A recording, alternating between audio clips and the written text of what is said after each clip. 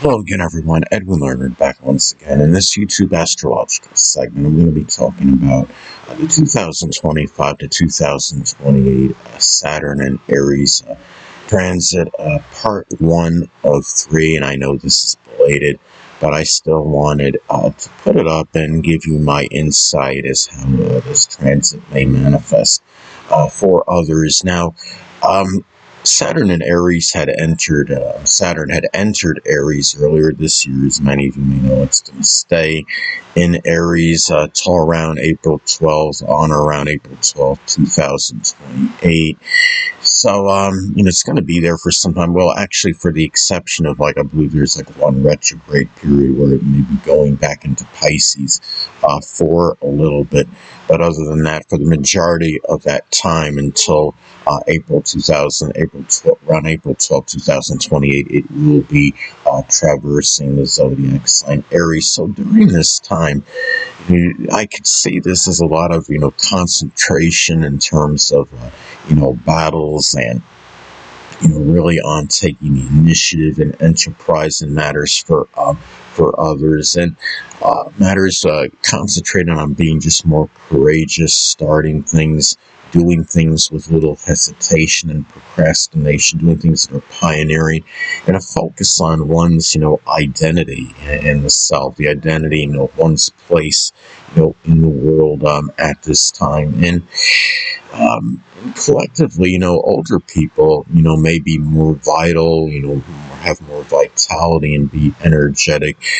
During this time, there may be, something that comes up that's pioneering, that's, will help, in terms of vitality and vigor for older people. I understand, that you find things are developed, consistently. Connected with what I'm talking about as far as vitality and energy for older people, but there may be something that might even be, stronger, more innovative at this time as far as this goes.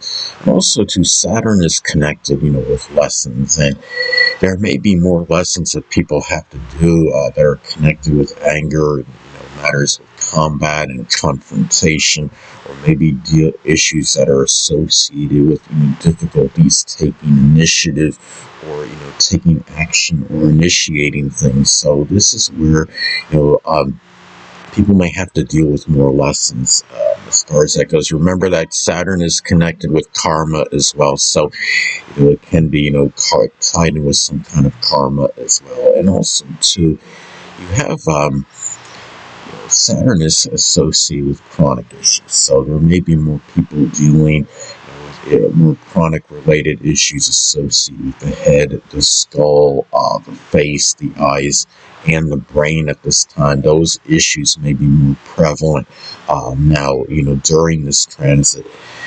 Also, too, Saturn is associated with hard, laborious work and the career. So there may be, this transit may manifest in people working harder, more so than ever, in the military, or doing things that are sports related, pioneering, innovative.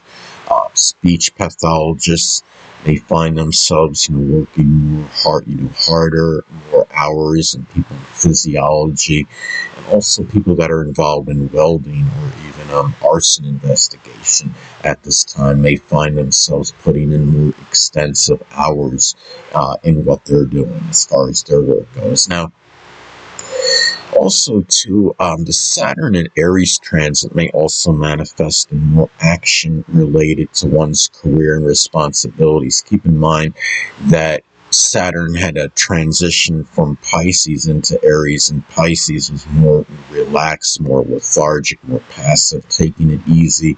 And going into Aries, it could be a time where it could be auspicious for others, or many people that had procrastinated and taking action in matters pertaining to one's career to actually do so.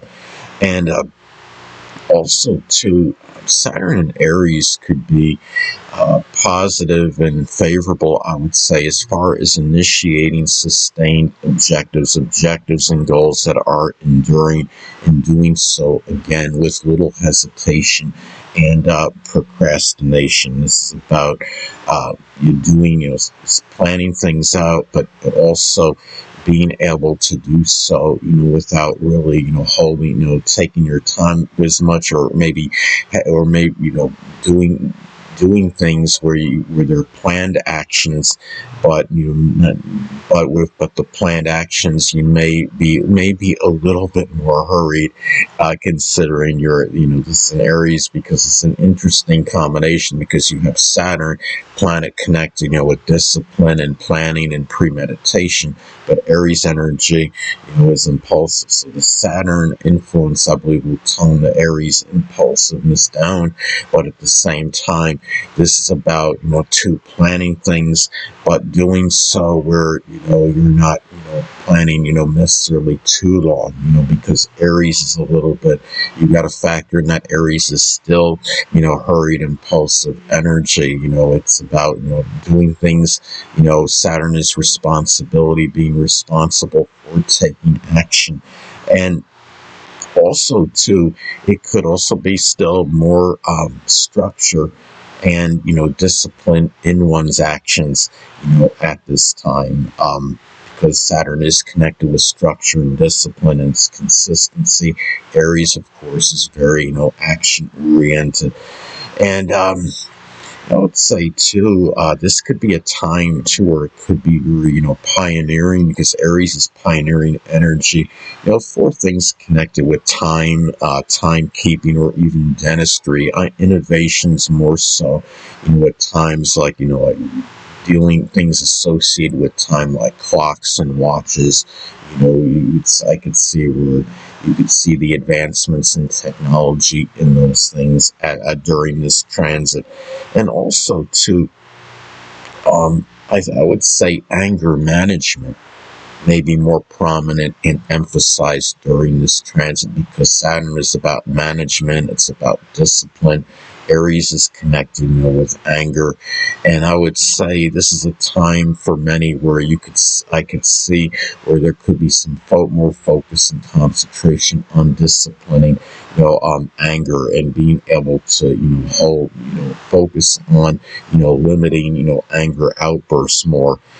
But also, too, I would say, as far as, seeing, things, for, as far as like the government may go, Saturn is connected with the government, and governments may be run more with little assistance, from foreign, countries at this time, because that a lot of, governments get assistance, whether it's monetary, whatever it might be, from other countries.